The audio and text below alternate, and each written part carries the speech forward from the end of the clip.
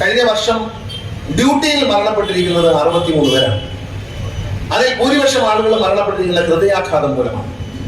രണ്ടാമത് അലട്ടുന്ന പ്രശ്നം മാനസിക പ്രശ്നങ്ങളാണ്, ആത്മഹത്യയാണ്. അത് കഴിഞ്ഞ് ക്യാൻസർ ഉള്ളൂ. ആലോചിക്കണം എന്താണ് അപകടം. 63 പേര് മരിച്ചതിൽ ഭൂരിപക്ഷവും പകുതിയിലധികം ഹാർട്ട് അറ്റാക്കാണ്, ബാക്കി ആത്മഹത്യയാണ്, പിന്നെ ക്യാൻസർ. ഇങ്ങനെ മറ്റു രോഗങ്ങൾ. ക്യാൻസറിനേക്കാൾ കൂടുതലാണ് ആത്മഹത്യ. നിങ്ങൾ ആലോചിക്കണം. അപ്പോൾ മാനസികമായ നിങ്ങളുടെ വിഷമങ്ങൾ, ആരോഗ്യപരമായ നിങ്ങളുടെ സംശയങ്ങൾ, ഇതെല്ലാം KSRTC ഡോക്ടറുമായി നിങ്ങൾക്ക് സംസാരിച്ച് റെഡിയാക്കാവുന്നതാണ്.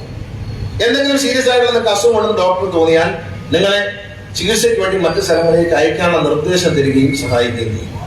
പിന്നെ അടുത്ത കാര്യം എന്ന് പറയുന്നത്, രാജീവ് ഗാന്ധി ബയോടെക്നോളജിയുമായി ചേർന്നുകൊണ്ട് KSRTC ജീവനക്കാർക്ക് വേണ്ടി തിരുവനന്തപുരത്ത്, ജീവനക്കാർക്ക് മാത്രമല്ല, തിരുവനന്തപുരത്ത് നമ്മുടെ സ്ഥലത്ത് ഒരു ലാബ് തുടങ്ങുകയാണ്. ആധുനിക സൗകര്യങ്ങളുള്ള ലാബ് തുടങ്ങുകയാണ്. ആ ലാബിൽ KSRTC ജീവനക്കാർക്ക് കാര്യമായ കൺസെഷനുള്ള, നിങ്ങളുടെ ഓരോ പരിശോധനയ്ക്കും കാര്യമായ കൺസെഷൻ ഉണ്ടാകും.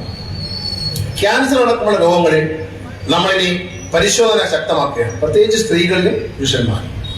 സിഗരറ്റ് വലി, വായില് മറ്റ് മുറുക്ക്, മറ്റ് ക്യാൻസറുകൾ സ്ത്രീകളുടെയും പുരുഷന്മാരുടെയും KSRTC ജീവനക്കാർക്ക് വേണ്ടി ഓരോ സ്ഥലത്തു നിന്നും ക്യാൻസർ ഡിറ്റക്ഷൻ ക്യാമ്പുകൾ നടത്തിക്കൊണ്ട് അവർക്ക് തുടർ ചികിത്സയ്ക്കുള്ള സംവിധാനം ചെയ്യും. KSRTC ജീവനക്കാരെ ആരോഗ്യവകുപ്പിന്റെ കാരുണ്യ ആരോഗ്യ പദ്ധതിയിൽ KSRTC ജീവനക്കാരെ ഉൾപ്പെടുത്താനുള്ള നടപടി ആരംഭിച്ചിട്ടുണ്ട്. ആരോഗ്യവകുപ്പിൽ നിന്ന് ഉത്തരവ് കിട്ടിയാലുടൻ മുഴുവൻ KSRTC ജീവനക്കാരും കാരുണ്യ ആരോഗ്യ പദ്ധതിയുടെ ഭാഗമായി മാറും. പിന്നെ ശമ്പളം കിട്ടാത്തതിന്റെ പേരിലും, ഒന്നാം തീയതി ശമ്പളം കിട്ടാത്തതിന്റെ പേരിലും ഇനി ആത്മഹത്യ ചെയ്യേണ്ട, ഹൃദയസ്തംഭനവും വേണ്ട. ഏത് നിമിഷവും നിങ്ങളുടെ ശമ്പളം വന്നു തുടങ്ങും. അതിനുവേണ്ടി ബഹുമാനപ്പെട്ട മുഖ്യമന്ത്രി, ഞാൻ മന്ത്രിയായി വന്നപ്പോൾ തന്നെ അദ്ദേഹം പറഞ്ഞു, ഗണേഷ് കുമാർ, നമുക്ക് 1-ാം തീയതി ഒരുമിച്ച് ശമ്പളം കൊടുക്കണം. അതിനുള്ള എന്തെങ്കിലും പരിപാടി ഒപ്പിക്കാൻ പറഞ്ഞു. അതിനുള്ള എല്ലാ പരിപാടിയും ഒപ്പിച്ചു, എല്ലാം റെഡി ആയിട്ടുണ്ട്. ഞാൻ നിയമസഭ നടക്കുന്നത് കൊണ്ടാണ് ഇവിടെ വെച്ച് പ്രഖ്യാപിക്കാത്തത്. ഏത് നിമിഷവും നിങ്ങളുടെ ശമ്പളം ഒന്നായി വരും.